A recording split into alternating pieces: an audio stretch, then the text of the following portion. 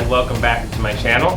This is SC Coleman, author, and in this video we're going to be continuing in analyzing and studying documents titled Memorandums of Understanding, or in other cases Memorandums of Agreement, which are, if you want to think about them in terms of their purpose, they are essentially operational documents. But for whom are they operational? So that's the big question. And of course, we looked at who is essentially making or designing the templates, the idea and the purpose, the overall purpose anyway, for Memorandums of Understanding. But when we look through these documents, we can put a few pieces together to get a general idea, the big picture as it were, which is like the different pieces to a puzzle. Once you put all the puzzle pieces together in their, of course, proper location, you see the picture. Now, the one individuals doing this are, shall we say, cloaked in layers of deceit. That's their clothing or their vestment. They like to use the word vested and investment very often. These individuals that operate within these structures that we're looking at, they present a curious situation. Essentially, you have two of most things. You have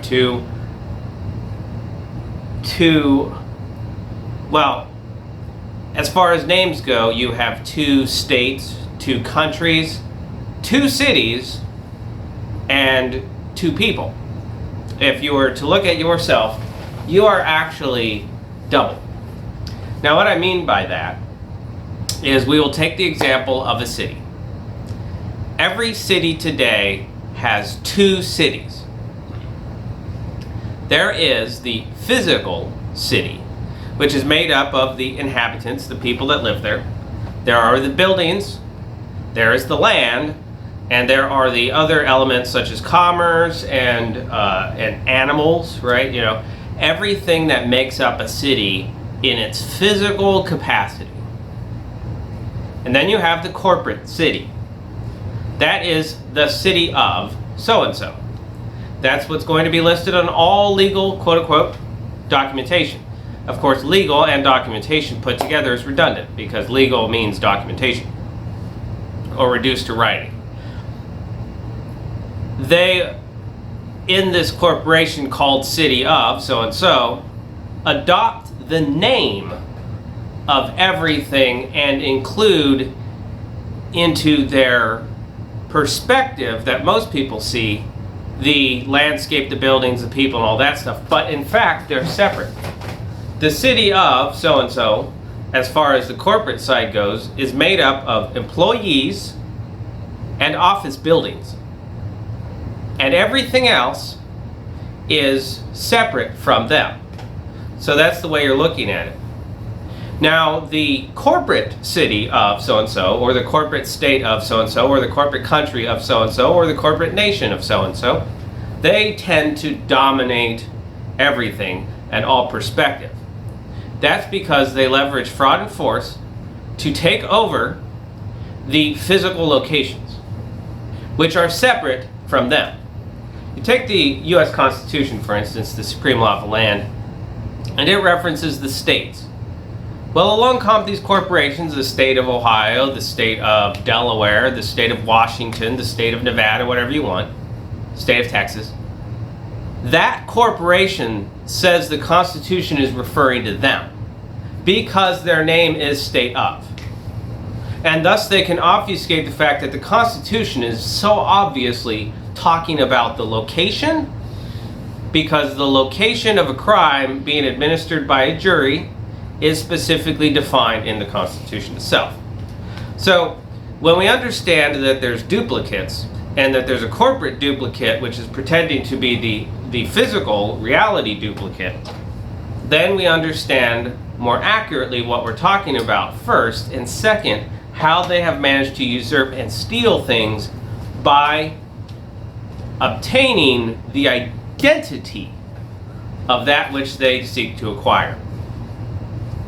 This first document that we're going to look at is called an agreement between the Defense Logistics Agency and the state of blank. That's the reason why I started out with that explanation. This document specifically is not just a template, but it details some pretty troubling aspects to it. But it is also an agreement, a legal agreement, if you will, document agreement, right, in writing, reduced to writing, between two corporations, the Defense Logistics Agency Corporation and the state of blank corporation. This is not going to be, as most of us think of, the land and the people that live in there, but rather the employees, offices, executive directors, all of that system, which is separate. The memorandum of agreement between the Defense Logistics Agency and state of blah blah blah lists the terms and conditions in which excess personal property is transferred. Now, does that sound like the representative republic, which is listed in the Constitution? It certainly doesn't to me. It sounds like private corporations making agreements between each other to transfer what they call personal property, which of course, as we know, is acquired through their pretending to be constitutional authority. It is transferred to federal and state agencies to be used by such agencies in quote-unquote law enforcement activities. I think we know what that means. Treason. Emphasis on counter-drug. So this means the Defense Logistics Agency is transferring military equipment, which we know what military equipment is intended for, right? To so-called law enforcement agencies as part of the state corporations to be used under the cover of counter-drug activities.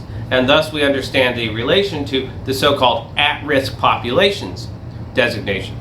Delegated to the DLA in determining whether the property is suitable for use by agencies in law enforcement activity. DLA defines law enforcement activities as activities performed by compensated law enforcement officers that have powers of arrest and apprehension. Well, isn't that nice that the Defense Logistics Agency in this document is essentially speaking redefining what law enforcement activities are for their own purposes as far as this document goes. Transitional distribution points are mentioned, TDPs, customer reserve stock, CRSs, and Defense Reutilization Marketing Office, or DERMO. Now, I had personal experience with DERMO, being a NCO or non-commissioned officer, with the responsibility of dermoing, as we would say it, various office supplies such as chairs and desks and tables. Of course, the hardest thing to get rid of were more tangible objects or more operational objects. Most of the buildup of office equipment and whatnot, a lot of that is just excess waste as far as purchasing go. But anyway, we would take that to dermo. I always was under the opinion that it was being destroyed, but in fact it's just being laundered and sent out to be used elsewhere. And of course they dermo things which are far more impactful: artillery, tanks, airplanes, cat vehicle, all kinds of stuff, right? That all goes to the states to be leveraged and used against the people that live in this country under the guise of drug-related activities. Anyway, they will not otherwise supplement entities' budgets. So the reason why that's important to note is because that means it's going to be off book. A memorandum must be submitted to the Director of the Law Enforcement Support Office, or LESO. Any transportation, repair, maintenance, insurance, disposal, or other expenses associated with this excess DoD personal property is the sole responsibility of the state /LEA. I'll just go ahead and say what, even though they don't define what LEA stands for, it stands for Law Enforcement Agency, but also Local Education Agency, and it's no surprise that they are attempting to use this same designation, LEA, in multiple capacities. This lists the state plan of operation, which will address procedures for making determinations of LEA eligibility, training, and education. Under no circumstances will the property be sold or otherwise transferred to non-U.S. persons or exported. Wink, wink. We obviously know that that is done a lot.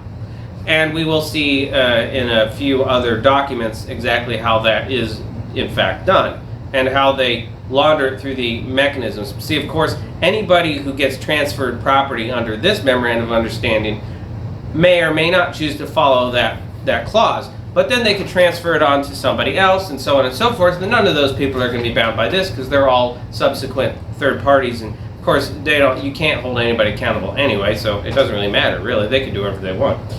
The point of this, all of this paperwork and stuff, is to present a certain facade, a picture, a fraudulent appearance, which is just winked at, right?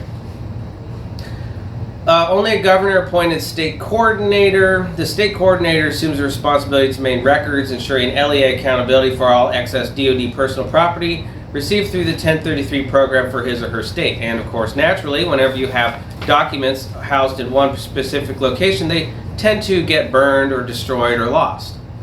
Anyway, the state coordinator / LEA shall indemnify and hold the U.S. government harmless from any and all actions, claims, debts, demands, judgments, liabilities, costs, and attorney's fees arising out of, claimed on account of, or in any manner predicated upon the loss or damage to property, injuries, illness, or disability to or death of any and all persons whatsoever, including members of the general public, or to the property of any legal or political entity, including states, local, and interstate bodies, in any manner caused by or contributed to by the state, LEA, its agents, servants, employees, or any person subject to its control, while in, upon, or about the sale site and or the site at which the property is located, or while the property is in the possession of, used by, or subject to the control of the state / LEA, its agents, servants, or employees after the property has been removed from U.S. government control.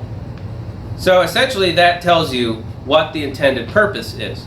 They intend to use military, quote-unquote, personal property on members of the general public.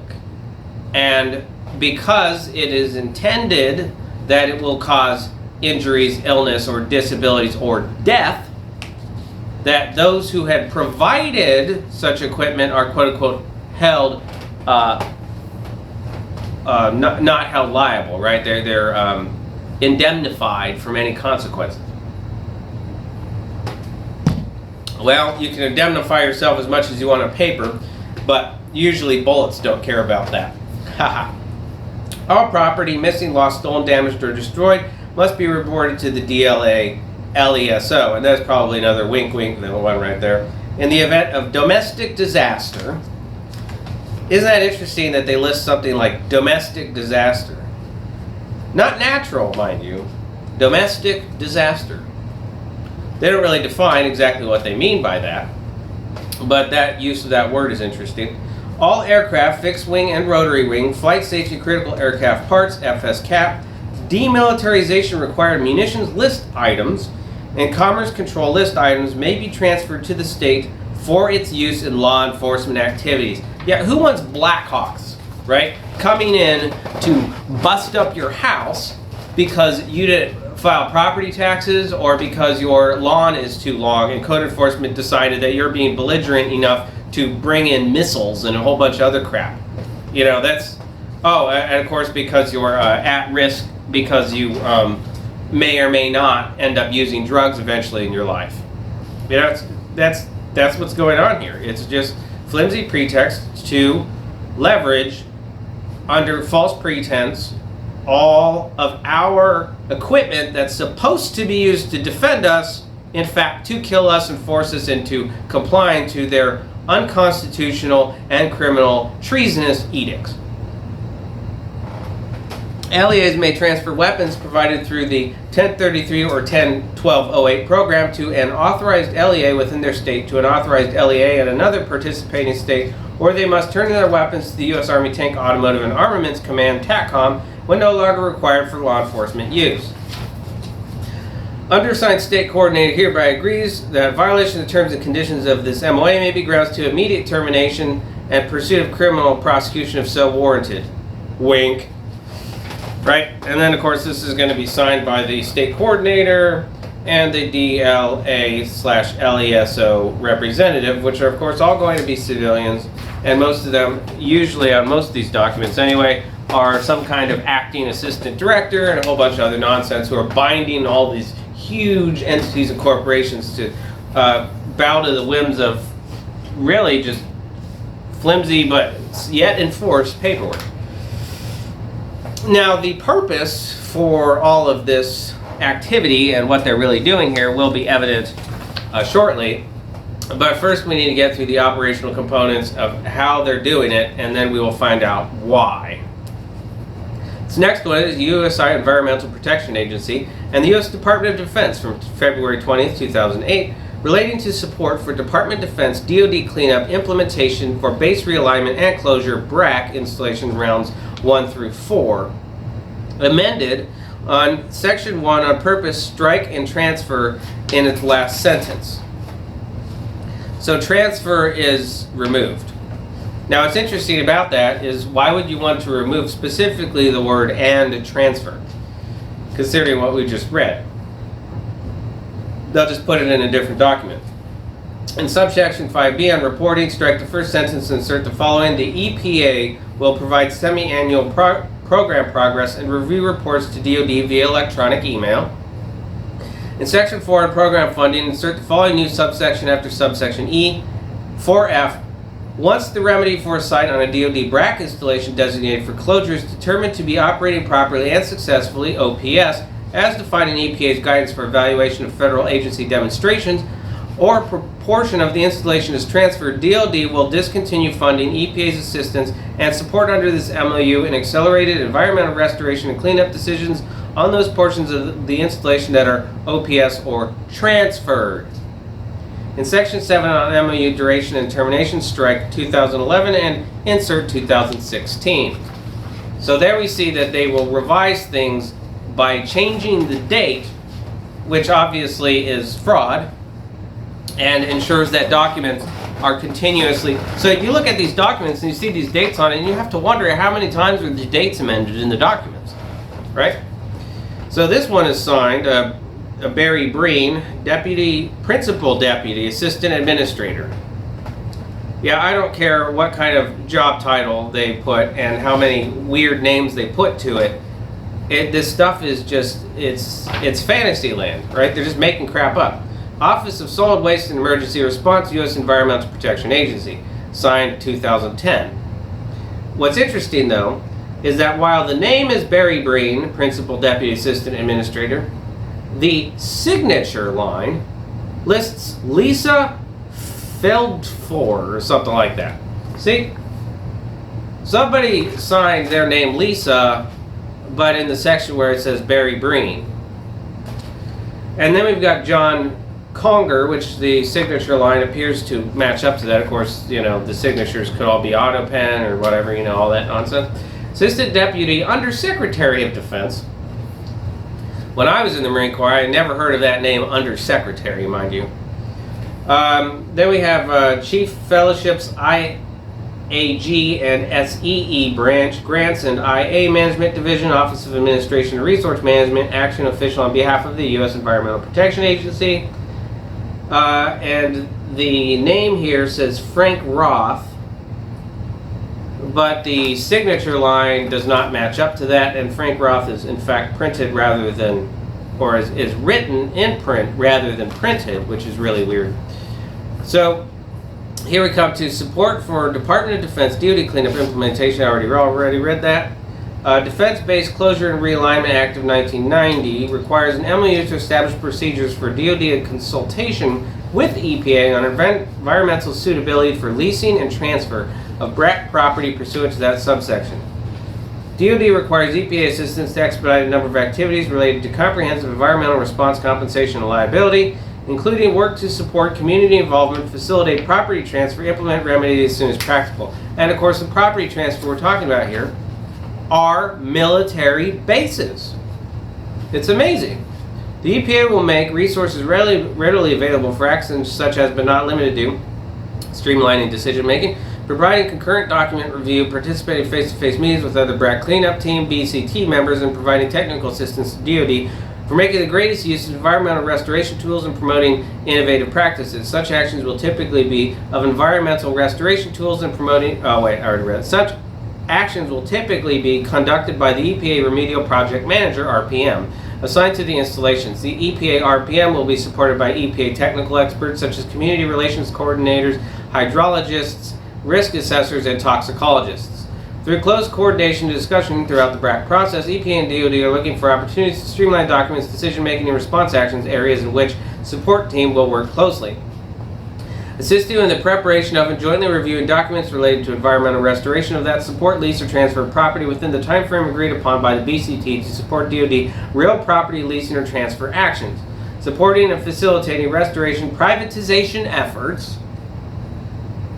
So what I said before.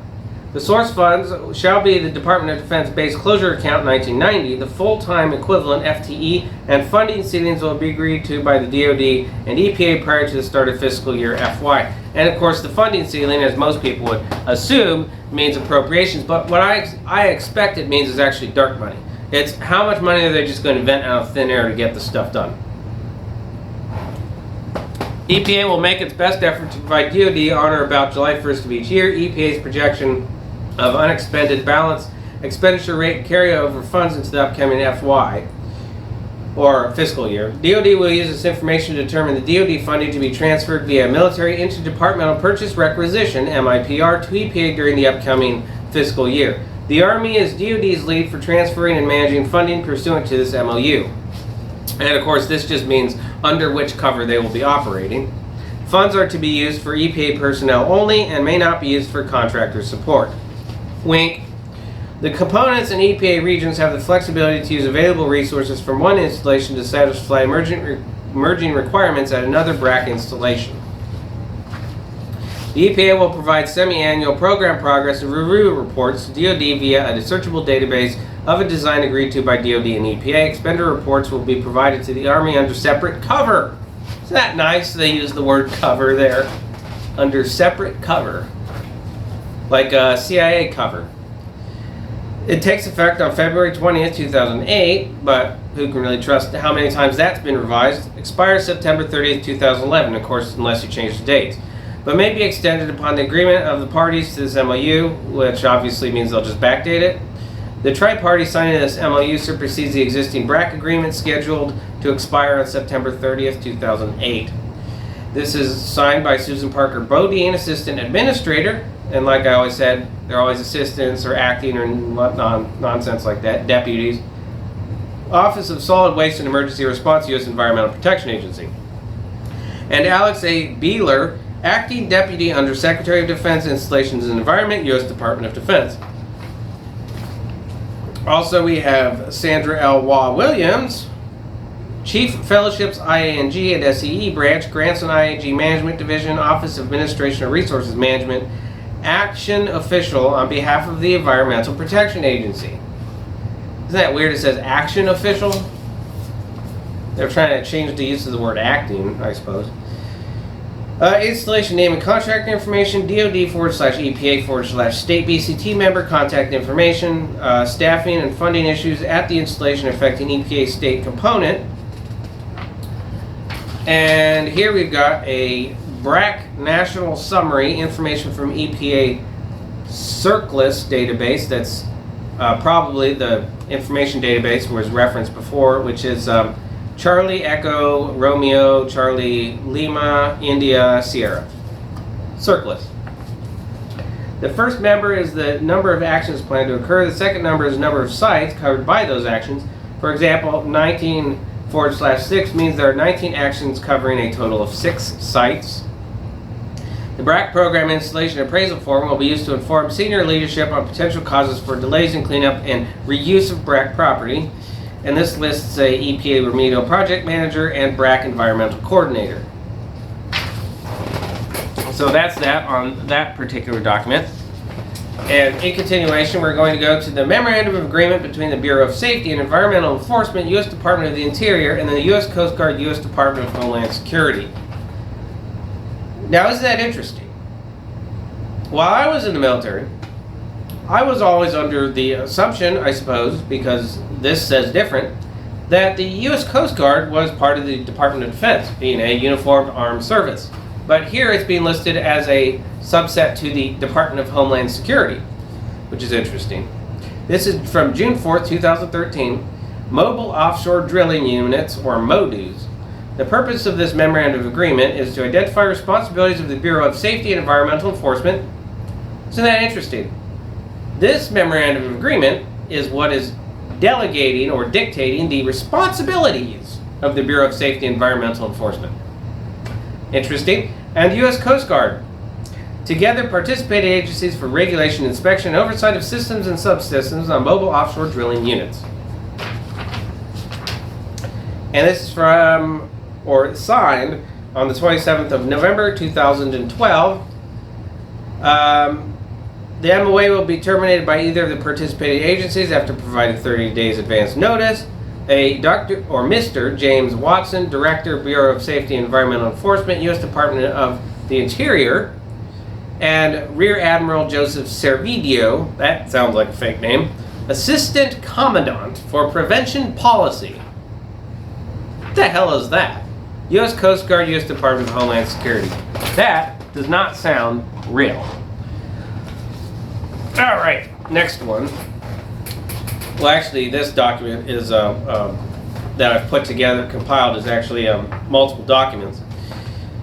So here we've got the Memorandum of Agreement 287G, Jail Enforcement Model, U.S. Immigration and Customs Enforcement, ICE, Department of Homeland Security, DHS, and full name of law enforcement agency of the state, thereafter Law Enforcement Agency, LEA.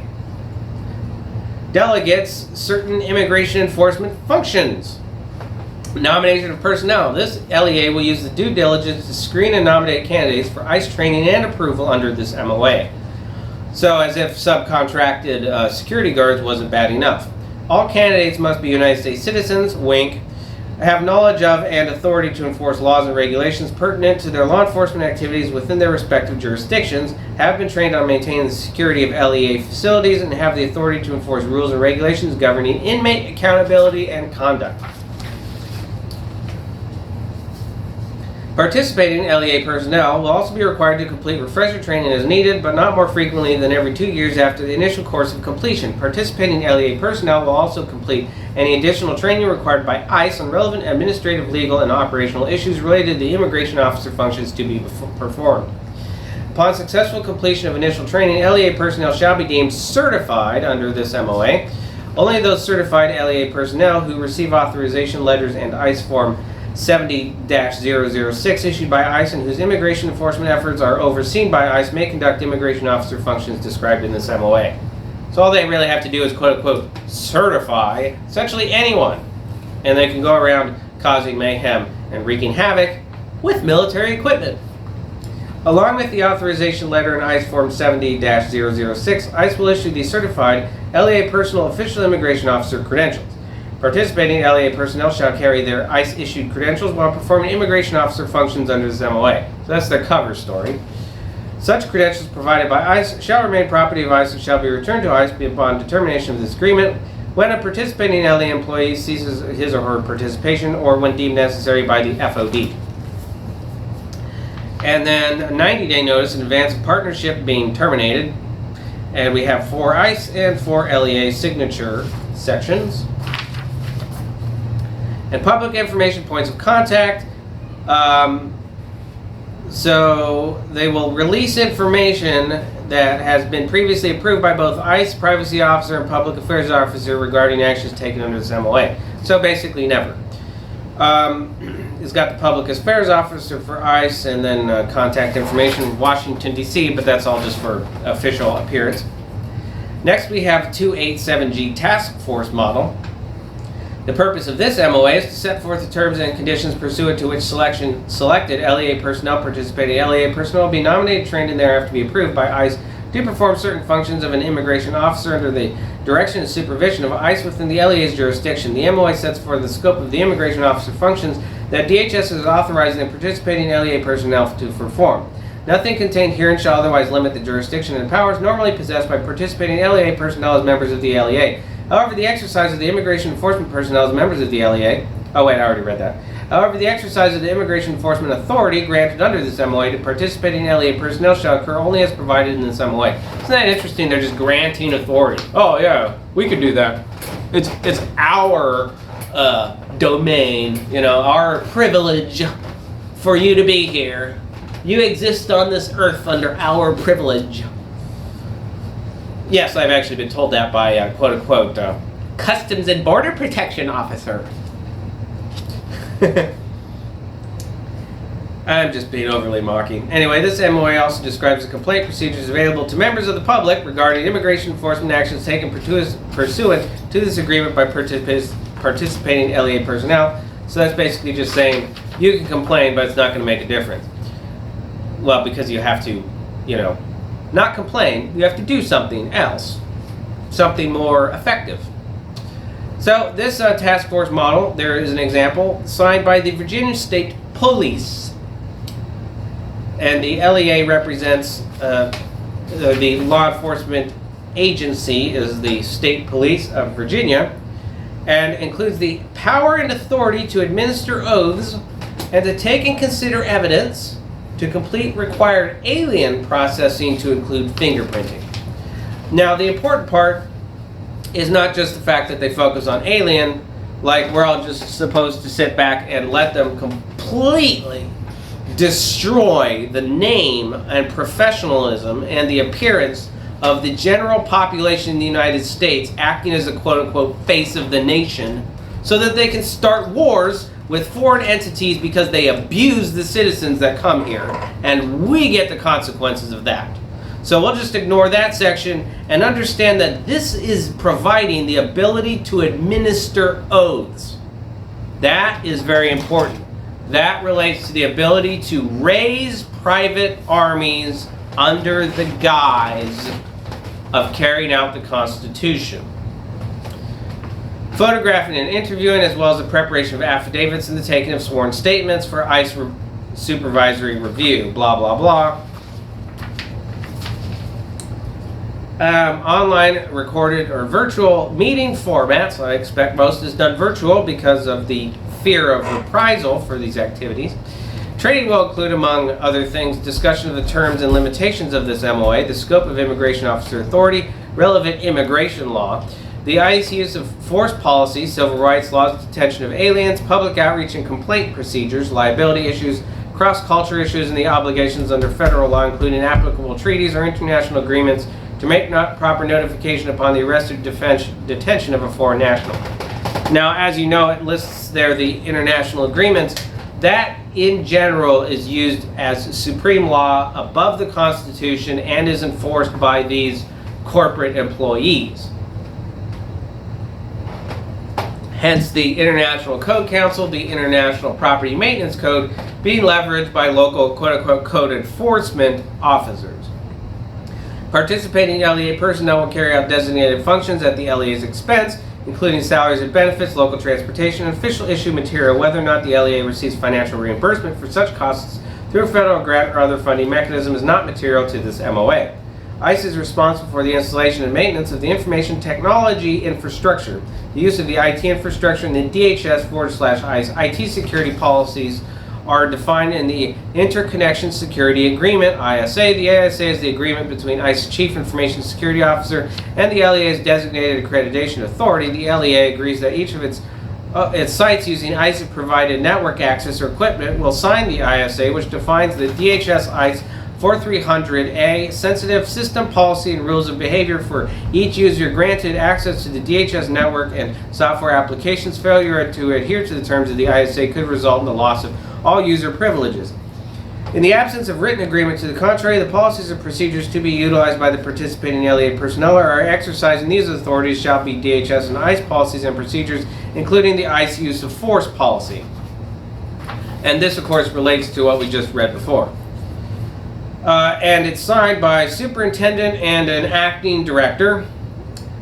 The names are not printed, and the signatures are unreadable. What a surprise. However, it does list a Matthew D. Hanley, Superintendent, Virginia State of Police, and for the Assistant Director for Enforcement, Washington, D.C., it has no name. Isn't that nice? So just about anybody can just do whatever the hell they want, basically. You do, however, have Robin Lawson, Public Relations Director for Virginia State Police, and then for ICE, nothing. These people could have just and do, in fact, invent this stuff out of thin air. They just make it up and then say, oh, look, it's official. We can do whatever we want. Memorandum of Agreement between the Department of Homeland Security, DHS, United States Citizenship and Immigration Services, and the Department of Labor, DOL. January 12, 2017, Employment-Based Petition Labor Certification and Labor Condition Application Data, Addendum to the 2017 MOA on September 6, 2019, superseded and replaced the MOA dated January 12, 2017 and corresponding 2019 addendum. Department of Homeland Security acting through USCIS, DOL's Employment and Training Administration, ETA, acting through the Office of Foreign Labor Certification, OFLC, DOLS, or Department of Labor, Wage and Hour Division, WHD, and DOLS Office of Inspector General. Here we've got digitally signed by Matthew S. Gravis, dated 07/30/2020, Chief Data Officer. U.S. Department of Labor with an unreadable signature for John Palash, Employment and Training Administration, 2020, September 30th. And then we have Cheryl M. Stanton, Wage and Hour Division, and that signature looks like it was a photocopy or auto pen, whatever. Same date. And then we have Larry D. Turner, Acting Inspector General, U.S. Department of Labor. Oh, they're always acting. Deputies, assistants. Stuff's crazy. The E-Verify Memorandum of Understanding for Employers. Department of Homeland Security, DHS, and blank employer, terms and conditions. For employees' eligibility to work in the United States, Form I-9 Employment Eligibility Verification. Describe specific responsibilities of the employer, the Social Security Administration, SSA, and DHS.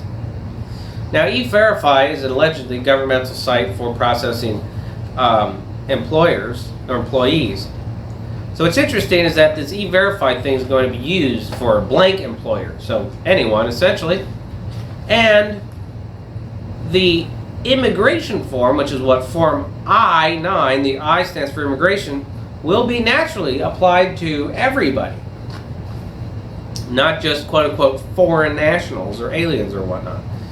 Well, one way you could think about it is that us, the citizens of the country, us that live in the country of the United States of America, the physical country, are in fact foreign to the corporation country, or state, or city, or whatever, because the only people who wouldn't be foreign are those officers and employees and as special elements of that corporate structure. Everything else is foreign.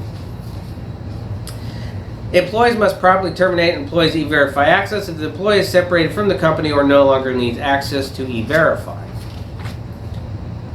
SSA, Social Security Administration, agrees to allow DHS to compare data provided by the employer against SSA's database. SSA also agrees to limited access for the verification of Social Security numbers are responsible for evaluation of E-Verify.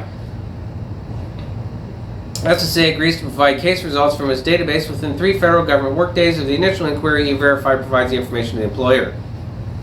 SSA agrees to update SSA records as necessary if the employee who contests the SSA tentative non-confirmation visits an SSA field office and provides the required evidence.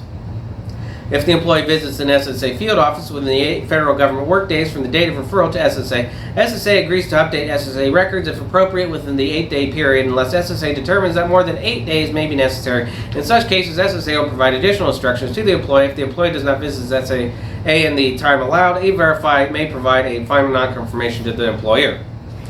So it could be any more simple. Of course, I'm being sarcastic. That is excessively complicated. And of course, it has at the bottom the fact that if you don't recognize their overall control, then they're just going to say you are not allowed to be hired anywhere.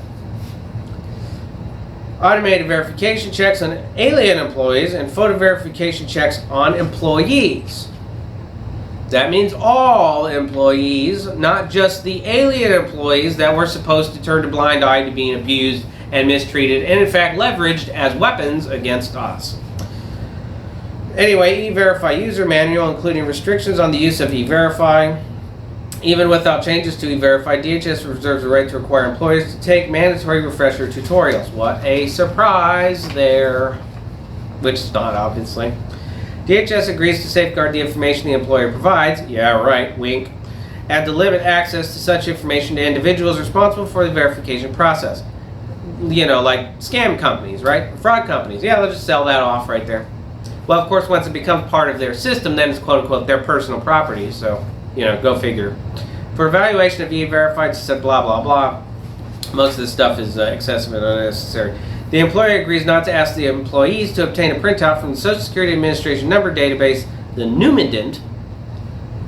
It's a weird word, Numident, or other written verification of the SSN from the SSA.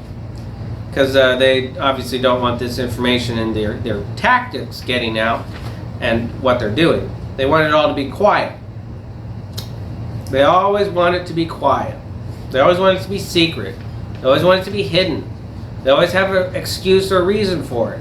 But when you actually end up looking and studying what they're doing, you find out that the reason is usually not what they say it is, and the reason is most generally treason. Trying to cover up and hide treason. The employer understands that if it cannot determine whether there is a photo match/mismatch, the employer must forward the employee's documentation to DHS as described in the preceding paragraph.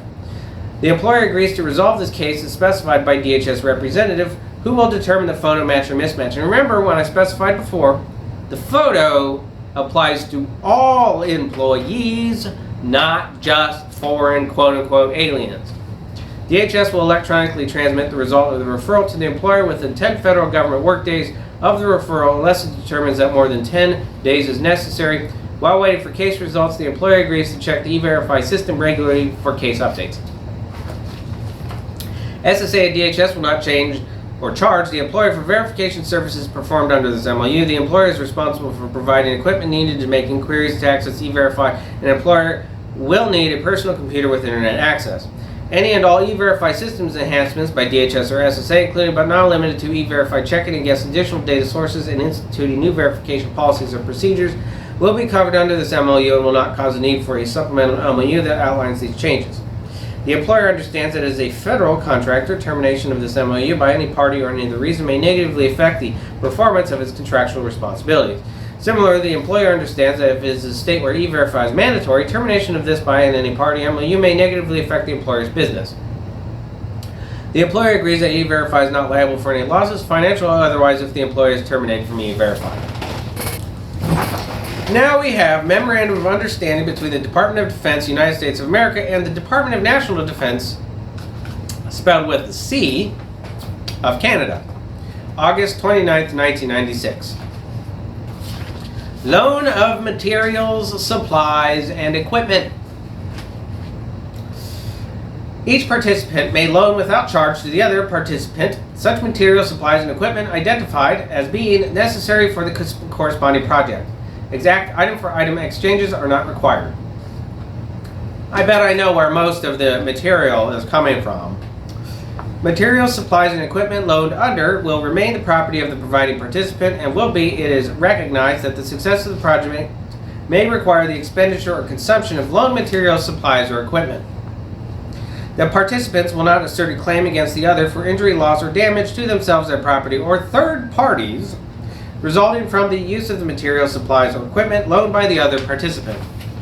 So, you know, same thing as before, except in this case, I guarantee the United States is being leveraged as a arming mechanism for tyrannical and criminal treasonous activities by the phony government of Canada to be used on their people. Disclosure and use of project information. The participants intend to acquire sufficient project information and rights to enable the collaboration of research, exploratory development, and advanced development whose maturation may lead to technically or technologically superior conventional weapon systems. Subject to the rights both participants are accorded under this MOU, titled to project foreground information generated by a participant or its contractor will reside in that participant and or its contractor in accordance with that participant's national laws, regulations, and policies. Wink. All unclassified project information subject to proprietary rights will be identified, marked, and handled as controlled unclassified information. All classified project information subject to proprietary rights will be so identified and marked. So like I said, personal property. Or actually, like that memorandum that we read before said, personal property. Each participant will acquire a non-exclusive, irrevocable, royalty-free license to practice or have practiced by or on behalf of the participant throughout the world for defense purposes any project invention. Patent applications which contain classified information to be filed under this MOU will be protected and safeguarded in accordance with the NATO agreement for the mutual safeguarding of secrecy of inventions relating to defense and for which applications for patents have been made, signed on 21st September 1960, and its implementing procedures. And of course now we're fully aware that defense means defense of their control over us, as we are foreign, or rather personal property of them, and all of this done under the guise that they are in fact the entities so named in older documents that were set up to stop exactly this type of activity. Controlled unclassified information, except as otherwise provided in this MOU, or authorized in writing by the originating participant. Controlled unclassified information provided or generated by one participant to another under this MOU.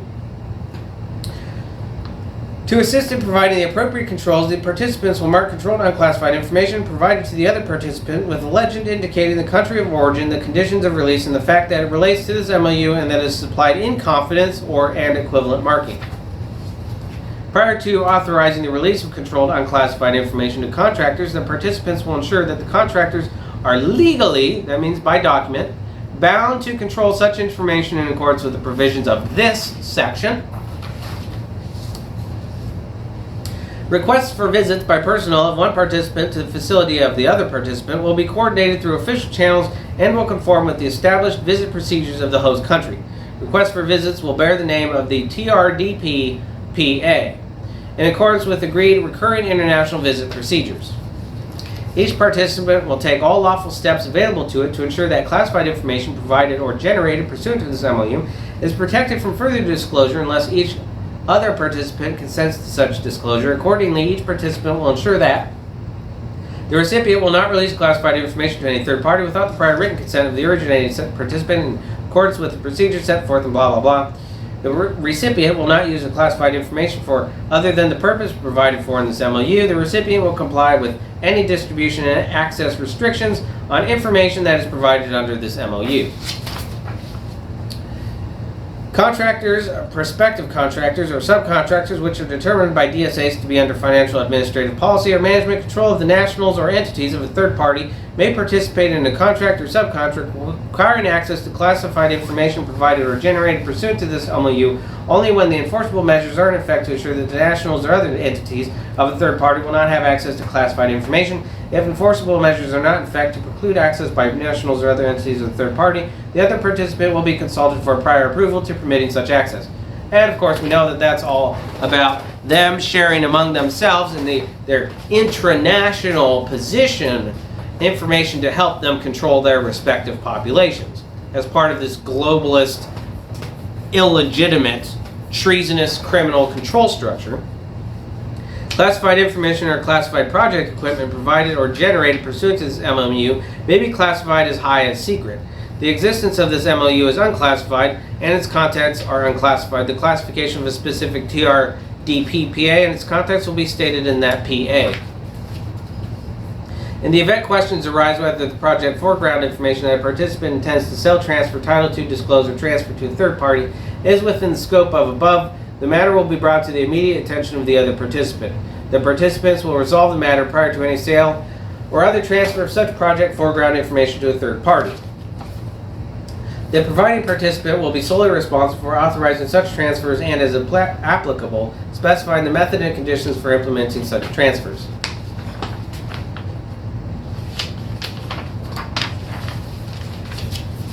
Signed, Assistant Deputy Minister. Assistant Deputy Minister. 29th August 1996.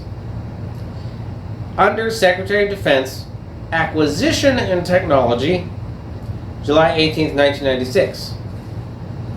And that's a Paul G. Kaminsky and a Pierre L. Lagueux. Well, it's interesting spelling even for French. This MOU will consist of the preamble, 15 sections, and 1 annex, and will enter into effect upon the date of signature of both participants, and unless terminated or extended, will remain in effect for 25 years. And lo and behold, collective agreement between G4S Secure Solutions Canada Ltd. And for Transportation District 140, Agreement Number 3, April 1st, 2018 and March 31st, 2021. One has to wonder how this one relates to that one that we just read. Each airport location is a distinctive bargaining unit and certification. Point leaders can, when and where necessitated, provide screening services. The list mentions Garda Security Screening Incorporated, International Association of Machinists and Aerospace Workers, and is dated the 12th day of August 2019 by a Corin M. Bell QC, British Columbia. Now this takes us to state purchasing. Security Officer Services, armed and unarmed, for Florida Department of Management Services. This lists long-term commitment, 1 or more years, and is for the G4S Secure Solutions USA Incorporated. Here we've got short-term commitment, less than 1 year. Sound like deployments, don't they?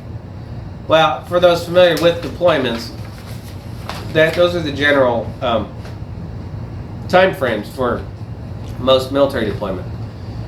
Level 5, security officer is a supervisor. This is for Region 1, and it's under short-term commitment, hourly wage of $45.57.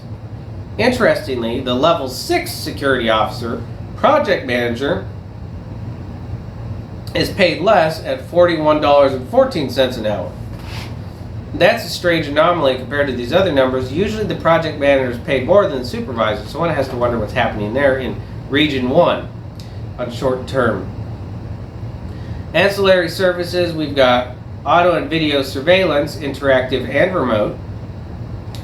Under audio and video surveillance, interactive and remote in Region 8 is listed $600, and all the other regions are not listed there, but under vehicles and SUV, Region 2 is not listing anything, but it's not blacked out, it's just blank. So there's a lot of weird anomalies and things going on here. Under vehicles and SUV in Region 11, at the bottom it lists $1,619, and then we have this K9 section. So I'm sure most people all over the place see these police vehicles that say K9, keep back, and all that stuff. And what they usually don't know is that all that's subcontracted to G4S Secure Solutions, which is an international private security firm operating all of our quote-unquote public service enforcement or law enforcement agencies. Of course, when I say our, that's operating under the idea that we are in fact living in a constitutional republic, which we're not, because they are in fact not ours, they are theirs, to be used against us.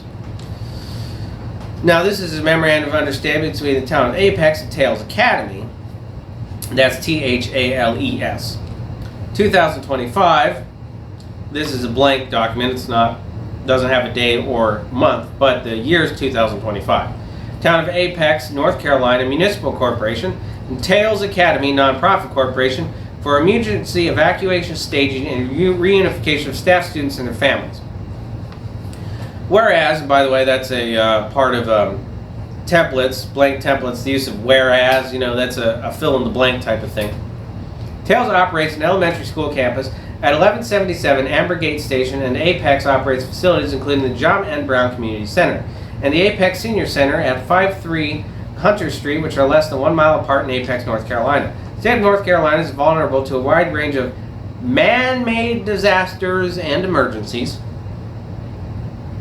Part 3 of Article 1A of Chapter 166A of the North Carolina General Statutes, that's their cover designation, North Carolina Emergency Management Act, as amended by the NCEMA, authorizes Apex to enter into agreements and memorandum of understanding provided for the health and safety of persons and property and provide emergency assistance.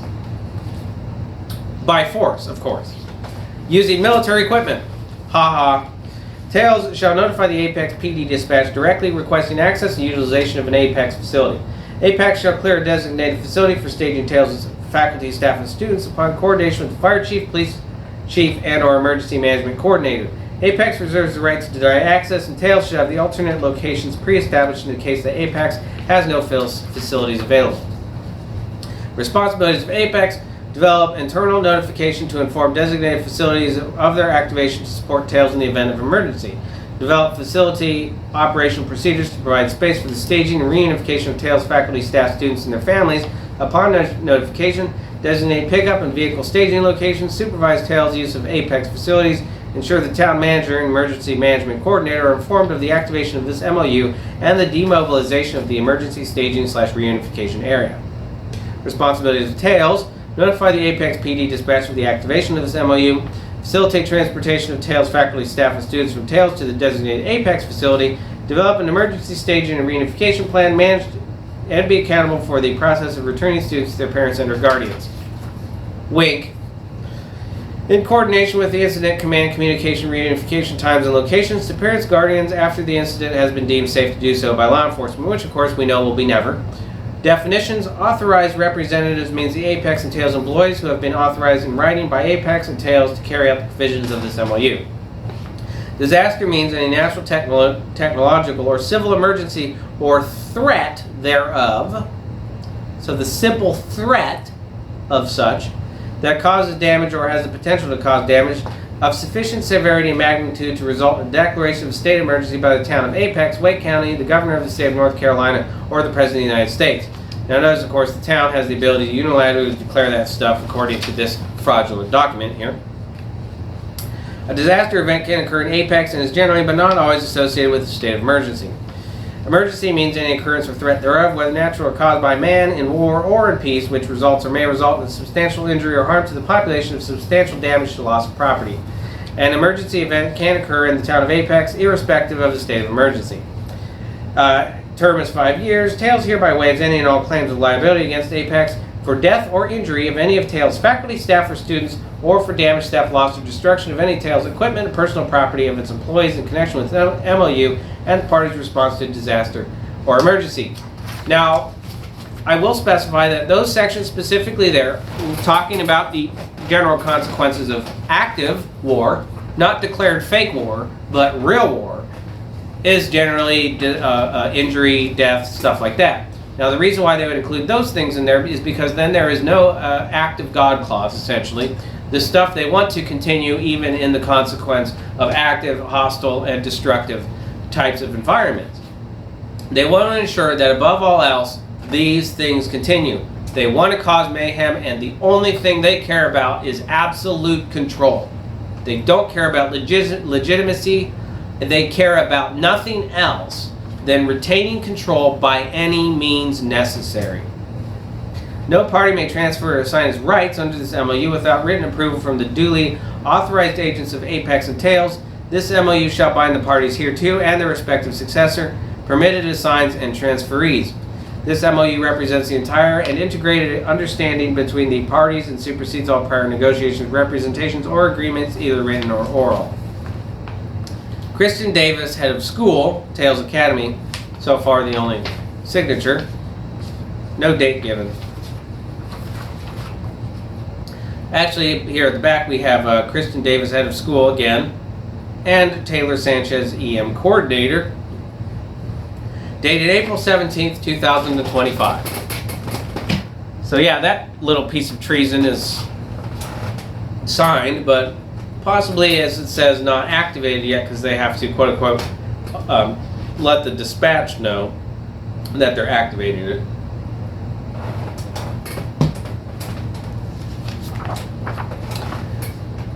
Now this brings us to the Indian Alcohol and Substance Abuse Memorandum of Agreement. And remember that thing specified counter drug as a cover story for implementation of fully armed corporate military occupation by otherwise non-military entities. U.S. Department of Health and Human Services, HHS, U.S. Department of the Interior, DOI, and U.S. Department of Justice, DOJ. Intervention, think we know what that means, and or treatment of alcohol and substance use disorders. So here we have the addition of alcohol. Purpose, for framework of Substance Abuse and Mental Health Services Administration, SAMHSA. This MOA is establishing that. Through the Office of Indian Alcohol and Substance Abuse, OIASA, this MOA replaces and supersedes the October 2009 Memorandum of Agreement, Health and Human Services, Bureau of Indian Affairs, and Bureau of Indian Education of the Interior, amended on the March 1st, 2011. Health and Human Services, the Interior, Department of Justice, August 5th, 2011. All activities undertaken should be at least the least disruptive to tribal control. So that means they wanted to maintain the perception that the quote-unquote tribe is in control. Of course, what they mean there is the fictitious corporate nation, not the nation of people as what a nation's usually supposed to refer to, the nation being the people, the country being the land. Well, in this case, of course, it's the corporate named nation, the corporate named tribe, and their control. They want it to remain that it's in the perspective that the tribe is in control. HHS, DOI, and DOJ shall coordinate existing child abuse and neglect and family violence programs and resources. And now we're getting to the real purpose. What is all of this for? Maintain a sustainable partnership infrastructure that engages other federal agencies. SAMHSA shall have responsibility for coordinating with other federal partners to monitor the determination of the scope of alcohol and substance misuse among Indian tribes, including the financial and human cost. Who talks like that? That's the perspective of a for-profit corporation. The human cost. Most people would say something like, oh, it's just sad that bad things happen to people, and most people would think of it in terms of emotion or how it might affect them or how it might affect someone's families. They generally do not use the term human cost as though it was an element on a balance sheet. HHS shall assume responsibility for determination of the scope of problem of alcohol and substance misuse and mental illness among Indians, including data on the number of Indians eligible for IHS services who are directly or indirectly affected by alcohol and substance use and the financial and human cost. DOI shall provide the coordinating committee available data on the scope of child abuse and family violence among Indians and the unmet need for additional services, resources, and programs necessary to improve health and well-being of Indians. And once again, we get that reference there, centering the purposes here on the children. That is the most valuable commodity that they want to protect above all else, and they will use every weapon, everything they have at their disposal to protect their control over children. HHS, DOI, and DOJ, through the Coordination Committee and in consultation with tribes, will develop and establish transitional housing and emergency shelters. This stuff is all coming together. All these pieces of the puzzle. SAMHSA through OIASA will take lead role in coordination with IHS, DOI, and DOJ. Here we get into the shell game of moving names around, right? It's IHS, DOJ, IOA, HSA, all these different acronyms and what, and there's responsible for this over here and that over there. They just make a whole bunch of mess of different acronyms and entities, and it's just a shell game. It's just like when you go into the street and somebody's moving around the little shell in the coconuts or whatever cups. HHS, DOI, or DOJ via the Coordinating Committee will coordinate with tribes and other non-federal partners to identify existing federal, state, local, and private services, resources, and programs that could be useful in the development of tribal action plans. So like military equipment. Wink, wink. The purpose of a TAP is to coordinate available resources and programs in an effort to combat alcohol and substance misuse among the tribe's members. Where a tribe does not resolve to develop a TAP, the federal partners commit to identify and coordinate their available programs and resources for such tribe. Law enforcement and judicial training, BIA Officer of Justice Services, in coordination with DOJ, will develop and implement law enforcement and judicial personal training as described in blah blah blah, with other agencies providing support as appropriate. BIA Office of Indian Services, in coordination with DOJ and IHS, will identify available resources for Indian children who are affected by alcohol and substance use and who are at risk for abuse and or neglect, and strengthen interagency multidisciplinary approaches to prevent abuse and neglect of such children.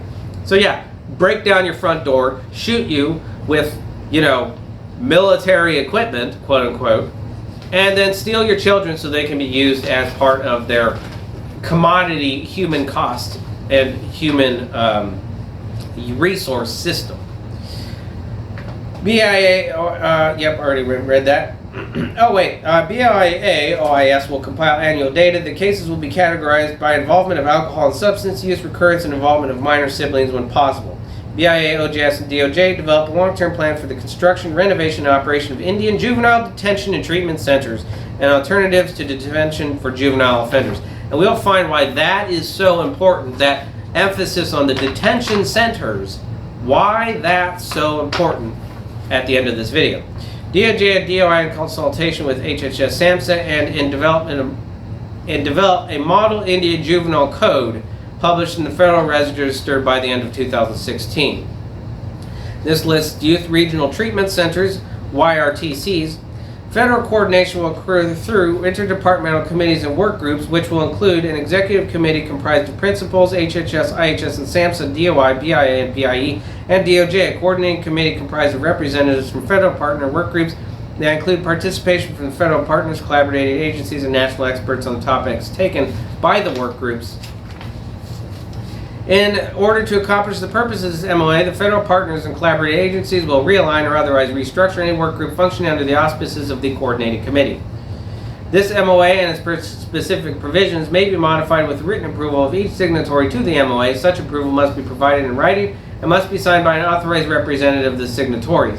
OIASA will publish a copy of the amended MOA in the Federal Register, and DOI-BIA will disseminate it to each federally recognized Indian tribe.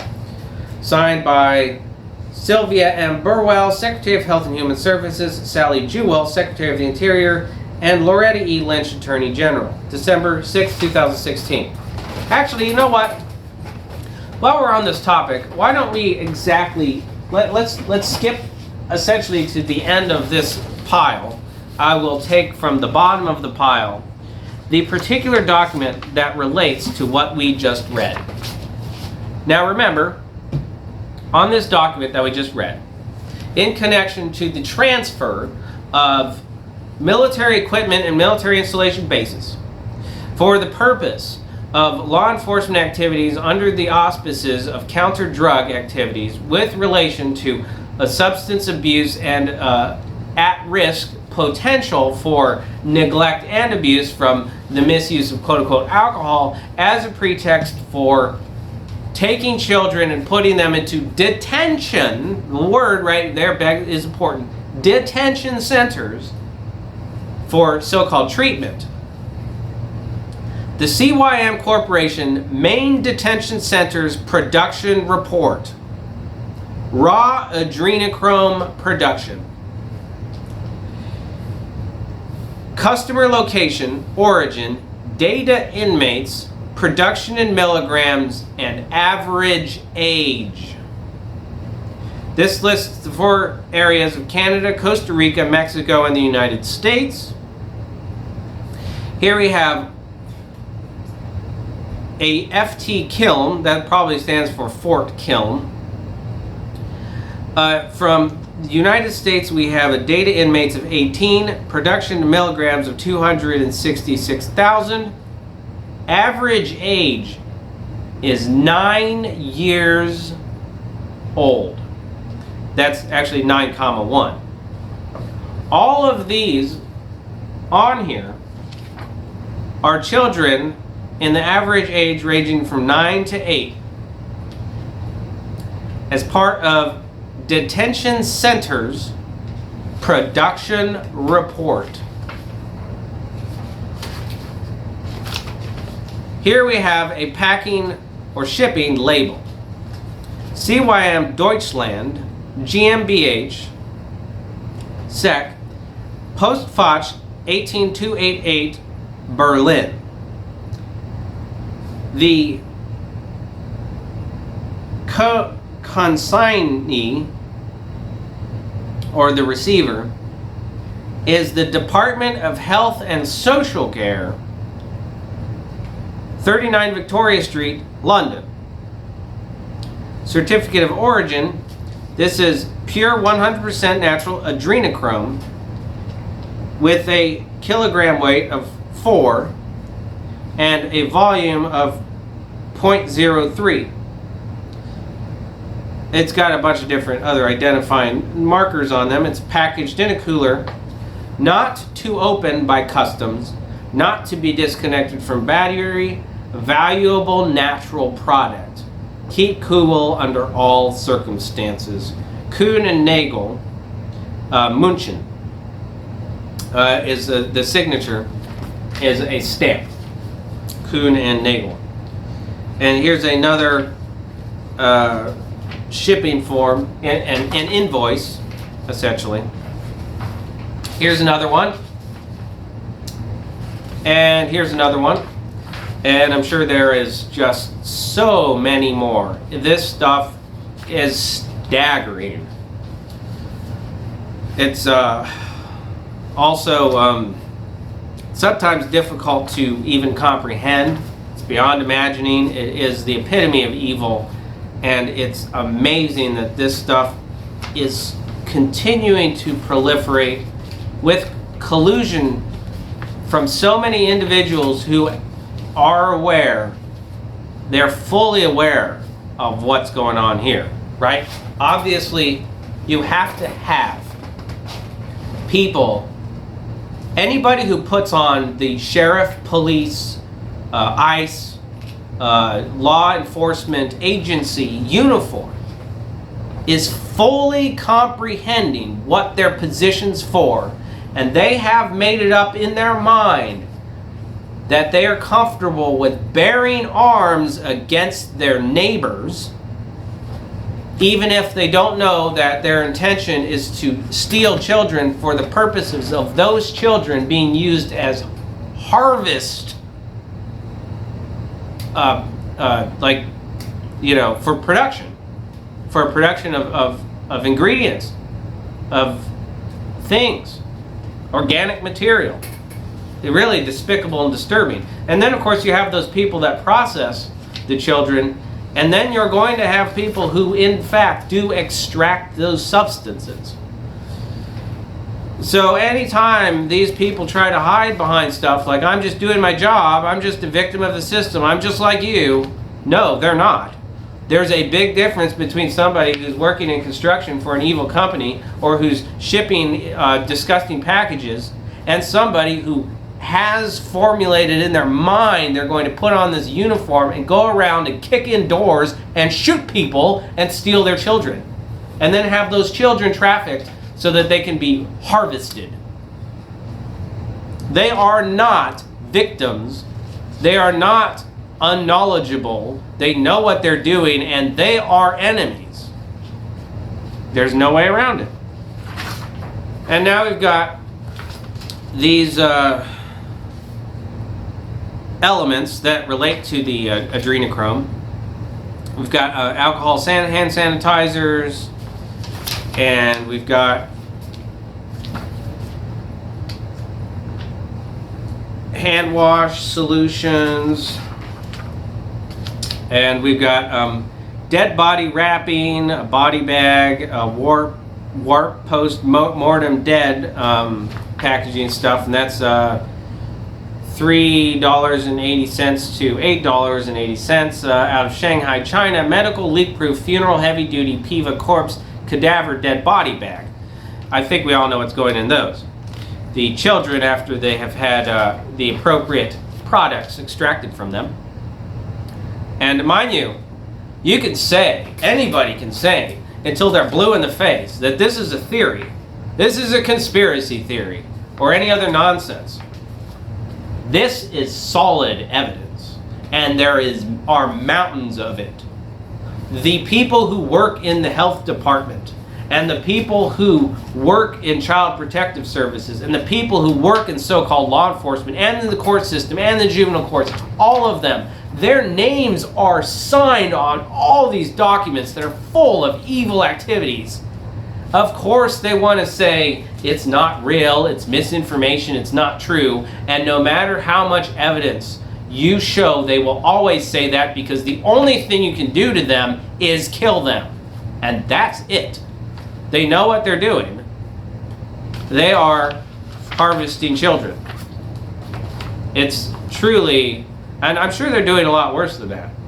Because you have to imagine, anybody who's fine with harvesting children is way over the line when it comes to heinous activities and crimes.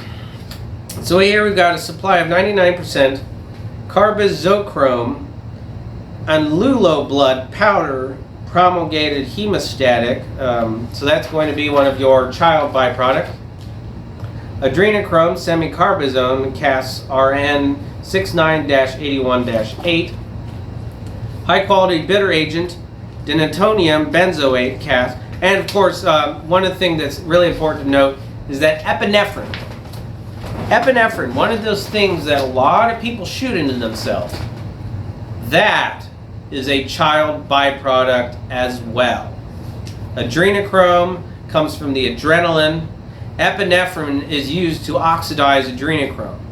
So where do you think they get epinephrine from? Carbazochrome, adrenochrome, semicarbazone, cas number, blah, blah, blah. And we've got adrenochrome, semicarbazone in powder form. Actually, I believe most of these are in powder form. Now, here's something to note. I won't go through the rest of these product listings because it's sort of beating the dead horse at this point. Adrenochrome is a lot like adrenaline or nicotine. When it's a substance that's extracted in its purest form, it is actually dangerous to handle for most people. And that's because if you think about it, if you get a huge pure shot of adrenaline when you don't need it, you can pop your heart and kill yourself. Well, it's the same thing here. If you absorb pure, highly concentrated nicotine or adrenochrome in through your skin, you can kill yourself. So it is in fact a dangerous substance, and that's because your body is only supposed to have a certain amount of it. One only has to wonder what exactly they are using all of this production for.